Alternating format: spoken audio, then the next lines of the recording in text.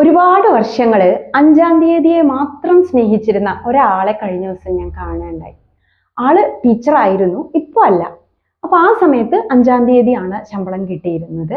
ആ ഒരു ദിവസത്തിനോട് മാത്രമേ എനിക്ക് ഇഷ്ടമുണ്ടായിരുന്നുള്ളൂ. ആ സമയത്ത് ടീച്ചിങ്ങും കാര്യങ്ങളൊക്കെ എങ്ങനെയായിരുന്നു എന്ന് ചോദിച്ചപ്പോൾ ആള് പറഞ്ഞൊരു കാര്യമുണ്ട്. എനിക്ക് എഴുന്നേൽക്കാൻ തന്നെ മടിയാണ്. പിന്നെ എഴുന്നേറ്റ് പ്രിൻസിപ്പൾ ആണെങ്കിൽ കുറച്ച് സ്ട്രിക്റ്റ് ആണ്, അപ്പൊ ലെസൺ പ്ലാൻ വെക്കണം. പിന്നെ സ്കൂളിൽ വരുന്ന arts day, sports day, youth festival, എല്ലാത്തിനും ടീച്ചേഴ്സ് ഇൻവോൾവ് ആവണം. എനിക്കങ്ങ് മടുത്തു പോകും. പക്ഷെ 5-ാം തീയതി ഉണ്ടല്ലോ എന്നാലോചിച്ച് മാത്രം ഞാൻ ജോലി ചെയ്തിരുന്ന കുറച്ച് വർഷങ്ങൾ. ഒരു സമാധാനമുണ്ട്, കുറച്ചു കാലം അവര് ജോലി ചെയ്തിട്ടുള്ളൂ, അതോടുകൂടി അവരത് നിർത്തേണ്ടായി. ഒരു പക്ഷേ ഇപ്പോഴും ഇങ്ങനെയുള്ള ആളുകൾ ഉണ്ടാവും. ഒരു സാധനത്തിനോട് ഇഷ്ടമില്ലാതെ, ഒരു പക്ഷേ ജീവിതത്തിന്റെ പ്രാരാബ്ധം കൊണ്ട്, അല്ലെങ്കിൽ ഞാൻ ഒന്നും ആയില്ലല്ലോ അപ്പൊ കിട്ടിയ ജോലിയിൽ കയറാം എന്ന് വിചാരിച്ചുകൊണ്ട്, അങ്ങനെ എന്തെങ്കിലും കാരണങ്ങൾ കൊണ്ടൊക്കെ ഇഷ്ടമില്ലാത്തതിനെ കഷ്ടപ്പെട്ട് ഇഷ്ടപ്പെടുന്നവരുണ്ടാവും. ആ ശമ്പളം കിട്ടുന്ന ദിവസത്തിനെ മാത്രം ഓർത്തുകൊണ്ട് ജോലിക്ക് പോകുന്നവര്.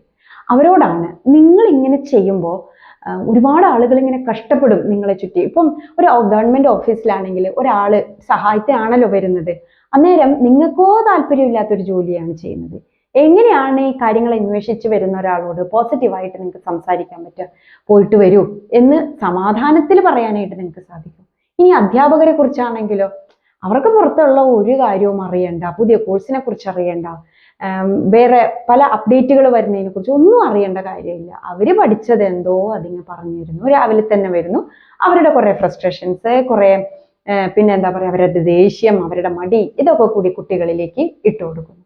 അപ്പൊ ഏതൊരു സ്ഥലത്ത് പോയിട്ട് ഒരു ഇഷ്ടമില്ലാത്ത ഒരാളാണ് ഇരിക്കുന്നതെങ്കിലും അവർക്ക് ചുറ്റും നിൽക്കുന്നവരോട് അവർക്ക് നെഗറ്റിവിറ്റി മാത്രം സ്പ്രെഡ് ചെയ്യാനായിട്ട് പറ്റുള്ളൂ.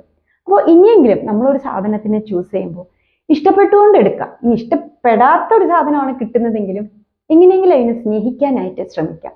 എന്നാലാണ് നമുക്ക് ആ പൊസിഷനിൽ ഇരുന്നു കൊണ്ട് ചുറ്റുമുള്ളവർക്ക് ഒരു ചിരിയുടെ രൂപത്തിലെങ്കിലും കുറച്ചു നേരം ഒരു സന്തോഷം നൽകാനായിട്ട് പറ്റുള്ളൂ. മറ്റുള്ളവരുടെ കാര്യം തന്നെയല്ല, നിങ്ങൾക്കും നിങ്ങളെ തന്നെ ഒന്ന് അനലൈസ് ചെയ്യുമ്പോൾ ഒരു സമാധാനം തോന്നണമെങ്കിൽ ചെയ്യുന്ന കാര്യത്തിനോട് ഇത്തിരിയെങ്കിലും ആത്മാർത്ഥതയും സ്നേഹവും ഒക്കെ ഉണ്ടാവണം. അപ്പോൾ ഏതെങ്കിലും ഒരു ദിവസത്തിനെ മാത്രം സ്നേഹിച്ച, ഇതിപ്പോ ഞാൻ ഇന്നലെ കഴിഞ്ഞ ദിവസം പരിചയപ്പെട്ട ആ വ്യക്തിയെ പോലെ ആകരുത്. Let light Shine out of darkness.